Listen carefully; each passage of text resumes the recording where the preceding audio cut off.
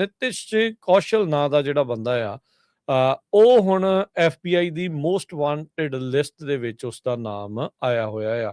ਇਹ ਕੋਈ ਕਹਿ ਲਓ ਵੀ ਕੋਈ ਮਾਣ ਵਾਲੀ ਗੱਲ ਤਾਂ ਨਹੀਂ ਆ, ਪਰ FBI ਇਹ ਕਹਿ ਰਿਹਾ ਵੀ ਜਿਹੜਾ ਰੈਕੇਟੀਅਰ ਇਨਫਲੂਐਂਸ ਤੇ ਕਰਪਟ ਆਰਗੇਨਾਈਜੇਸ਼ਨ ਕੌਨਸਪੀਰੇਸੀ ਦੇ ਵਿੱਚ ਨਿਤਿਸ਼ ਕੌਸ਼ਲ ਜਿਹੜਾ ਨਾਂ ਦਾ ਜਿਹੜਾ ਬੰਦਾ ਆ, ਉਹ ਇਸ ਟਾਈਮ ਇਨਵੋਲਵ ਆ। ਤੇ ਅਮਰੀਕਾ ਦੀ ਜਿਹੜੀ ਫੈਡਰਲ ਬਿਊਰੋ ਆਫ ਇਨਵੈਸਟੀਗੇਸ਼ਨ ਆ, ਉਸ ਦੇ ਲਈ ਮੋਸਟ ਵਾਂਟਡ ਹੈਗਾ ਆ। ਕਹਿੰਦੇ ਵੀ ਬਰਥ ਡੇਟ ਇਹਦੀ 2000 ਦੀ ਜਿਹੜੀ ਉਹ ਦੱਸੀ ਜਾਂਦੀ ਆ, ਤੇ ਭਾਰਤੀ ਮੂਲ ਦਾ ਜਿਹੜਾ ਉਹ ਹੈਗਾ। ਕਹਿੰਦੇ ਵੀ transnational criminal organisation Bhagwanpuria organised crime group ਦੇ ਨਾਲ ਜਿਹੜਾ ਇਹ ਜੁੜਿਆ ਦੱਸਿਆ ਜਾਂਦਾ ਹੈ। ਇਹ ਜਿਹੜੀ FBI ਦੀ ਵੈਬਸਾਈਟ ਦੇ ਉੱਤੇ ਜਿਹੜਾ ਉਹ ਪਾਇਆ ਗਿਆ ਹੈਗਾ ਆ।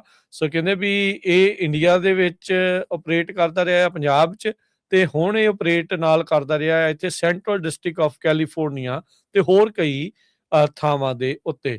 25 ਜੂਨ ਨੂੰ ਫੈਡਰਲ ਜੱਜ ਦੇ ਦੁਆਰਾ ਇੱਕ ਅਰੈਸਟ ਵਾਰੰਟ ਇਸ ਦੇ ਉਲਟ ਇਸ਼ੂ ਕਰ ਦਿੱਤਾ ਗਿਆ ਹੈਗਾ। Central district of California LA ਦੇ ਜਿਹੜੇ ਉਹ ਵਿੱਚੋਂ ਰੈਕੇਟੀਅਰ influenced and corrupt organisation conspiracy ਦੇ ਅਧੀਨ ਜਿਹੜਾ ਕਹਿੰਦੇ ਵੀ ਇਹ ਆ ਰਿਹਾ ਆ। ਕਹਿੰਦੇ ਵੀ ਇਹਦੇ ਉੱਤੇ ਕਈ ਤਰੀਕੇ ਦੇ ਜਿਹੜੇ ਚਾਰजेस ਜਾਂ ਸ਼ੱਕ ਆ ਵੀ ਇਹਨੇ ਇਦਾਂ ਦੇ ਕ੍ਰਾਈਮ ਕੀਤੇ ਹੋ ਸਕਦੇ ਆ, ਜਿਨ੍ਹਾਂ 'ਚ murder, kidnapping, drug trafficking, extortion, weapon trafficking, money laundering ਤੇ ਹਿਊਮਨ ਸਮਗਲਿੰਗ ਦੇ ਜਿਹੜੇ ਚਾਰजेस ਆ ਉਹ ਇਸ ਦੇ ਉਲਟ ਹੋ ਸਕਦੇ ਆ। ਤੇ ਕਹਿੰਦੇ ਵੀ ਇਹ organisation Jaggu Bhagwanpuria organised crime group ਉਸ ਦਾ ਇੱਕ ਇਹ ਮੈਂਬਰ ਜਿਹੜਾ ਉਹ ਹੈਗਾ ਆ, ਤੇ ਉਹਦੇ ਬਿਹਾਫ ਦੇ ਉੱਤੇ ਜਿਹੜਾ ਆ ਉਹ ਇੱਥੇ ਵਾਇਲੈਂਸ ਦੇ ਐਕਟ ਆ ਉਹ ਕੈਰੀ ਕਰ ਰਿਹਾ ਸੀਗਾ। ਕਹਿੰਦੇ ਵੀ ਇਸ ਨੂੰ ਖਤਰਨਾਕ ਮੰਨਿਆ ਜਿਹੜਾ ਹੋ ਜਾਵੇ, armed and dangerous and an escape risk, ਵੀ ਇਹ ਭੱਜਣ ਦਾ ਜਿਹੜਾ ਹੋਊਗਾ। ਕਹਿੰਦੇ ਵੀ ਜੇ ਤੁਹਾਨੂੰ ਕਿਸੇ ਨੂੰ ਇਸ ਦੇ ਬਾਰੇ ਕੋਈ ਪਤਾ ਆ ਤੇ ਆਪਣੇ ਲੋਕਲ FBI ਆਫਿਸ ਦੇ ਨਾਲ,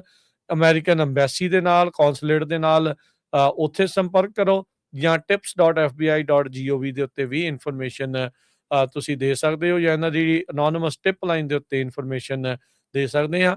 ਜੇ ਇਹਨਾਂ ਨੇ ਹਰਜੋਤ ਸਿੰਘ ਜੀ FBI ਦੀ, ਅਮਰੀਕਨ ਐਮਬੈਸੀ ਤੇ ਕੌਂਸੂਲੇਟ ਦੀ ਗੱਲ ਕੀਤੀ ਆ, ਇਹਦਾ ਮਤਲਬ ਵੀ ਉਹ ਭਾਰਤ ਦੇ ਵਿੱਚ ਬੈਠੇ ਜਿਹੜੇ ਲੋਕ ਆ, ਪੰਜਾਬ 'ਚ ਬੈਠੇ ਲੋਕ ਆ, ਉਹਨਾਂ ਨੂੰ ਵੀ ਕਹਿ ਰਹੇ ਆ ਵੀ ਜੇ ਤੁਹਾਨੂੰ ਉੱਥੇ ਵੀ ਤੁਹਾਨੂੰ ਲੱਗਦਾ ਵੀ ਉਹ ਭੱਜ ਕੇ ਵੀ ਜੇ ਗਿਆ ਹੋਵੇ ਜਾਂ ਉੱਥੇ ਵੀ ਹੋਵੇ ਤਾਂ ਵੀ ਤੁਹਾਨੂੰ ਜ਼ਰੂਰ ਦੱਸੋ, ਕਿਉਂਕਿ ਆਪਾਂ ਦੇਖ ਰਹੇ ਹੈਗੇ ਆ ਵੀ ਜਿਸ ਤਰੀਕੇ ਦੇ ਨਾਲ ਵੀ ਇਹਨਾਂ ਨੇ ਜਿਹੜਾ ਆਪਰੇਸ਼ਨ ਹਾਰਡਬਾਲ ਕੀਤਾ ਹੈ, ਉਸ ਤੋਂ ਬਾਅਦ 'ਚ ਇਹਨਾਂ ਗੈਂਗਸਟਰਸ ਦੇ ਉੱਤੇ ਆਰਗੇਨਾਈਜ਼ਡ ਕ੍ਰਾਈਮ ਜਿਹੜਾ ਕਿ ਭਾਰਤ ਦੀ ਸਰਕਾਰ ਦੀ ਸ਼ਹਿ ਦੇ ਉੱਤੇ ਜਿਹੜਾ ਉਹ ਚੱਲ ਰਿਹਾ ਆ, ਉਸ ਨੂੰ ਇਹਨਾਂ ਨੇ ਨੱਥ ਪਾਉਣੀ ਸ਼ੁਰੂ ਕੀਤੀ ਆ। ਇੱਥੋਂ ਤੱਕ ਕਿ ਜਿਹੜੀ ਹਵਾਲਗੀ ਆ ਉਹ ਵੀ ਲੈਣ ਦੇ ਵੱਲ ਨੂੰ ਜਿਹੜਾ ਸਰਕਾਰੀ ਕਦਮ ਆ ਉਹ ਅਮਰੀਕਾ ਦੀ ਸਰਕਾਰ ਵਧਾਉਣਾ ਸ਼ੁਰੂ ਕਰ ਰਹੀ ਹੈਗੀ ਆ।